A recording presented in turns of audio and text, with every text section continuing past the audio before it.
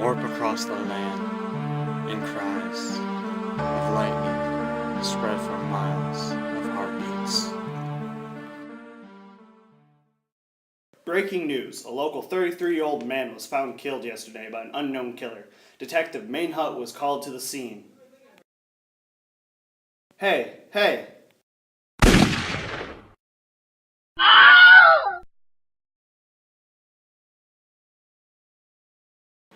The cries of sleepless night heard throughout the city, and the screeches of cars sound the alarms of the hearts of horrified peasants. The heartbeats of the eyes of the murderous victims sound off the runs of the town's peasants. The crash of broken glass, as of the falling of a skyscraper support to the ground. The mysteries of the night, and I, the Maine-Hut, thrive for these mysteries. Murders heard throughout the land told the lives of the innocent. With the innocent comes the man in gold that takes the lives of the faithful. And I already passed my dues in spirit to tell you. As I lie erect, dreams of the skull haunt me, as if an old memory left forgotten. The skull of the horrible dreams and the horrifying turns bring one to his feet and murders roar on. The murders sound off an alarming haunt to the glooming forest below, as the chain of the skull rattles the spirits of the past living.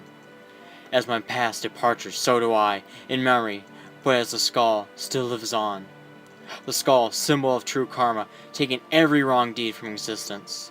Existence is nothing more than a dark figure that no one quite understands, not even with a second look at what is really there.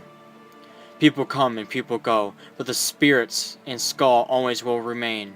There's no true vision of heaven or hell, not even purgatory is defined as with true existence.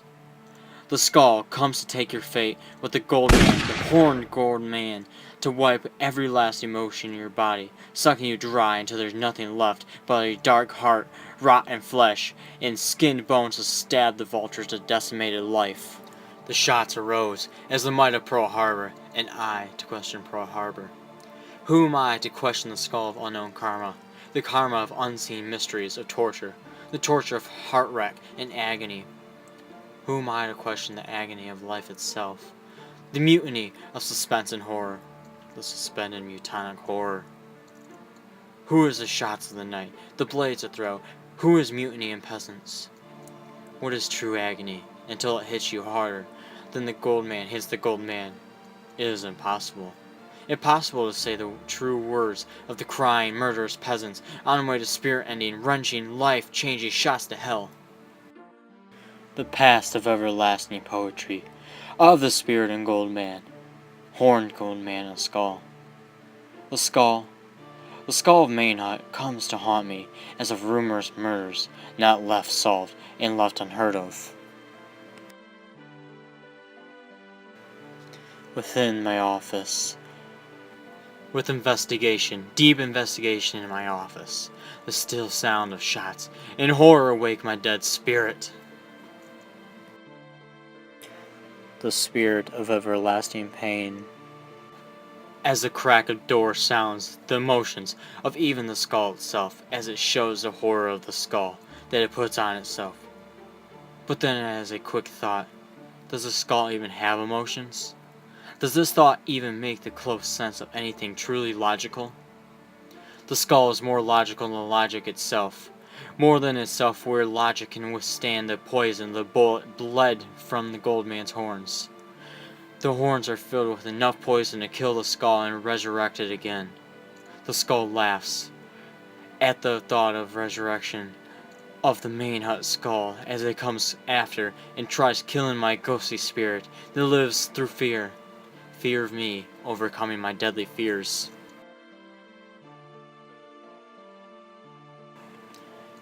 Fears surprise themselves in heart and soul of the left emotions of the deceased peasants. Left emotions sucked out by the skull, and no luck to return back to the sinful body as to I, Maine-Hut, strive with the skull for the return of my spirit and emotion. As I ramble for a purpose for the return of my life back. My life and body back as a whole. My whole life was brought till the curse of the axe was stricken by the almost faceless man. As blood shed, run throughout my veins, as the sticky showers of Mother Nature, the dead skull of Mother Nature. Nature doesn't exist in the skull's eyes. As for the skull shed its eyes, as more power for the emotions and hearts that bleed throughout the sin peasants. The sin peasants, as I, with unlikely stamina towards my life, shed for the Maine-Hut Skull, as I, Maine-Hut, thrive for the skull back as my whole.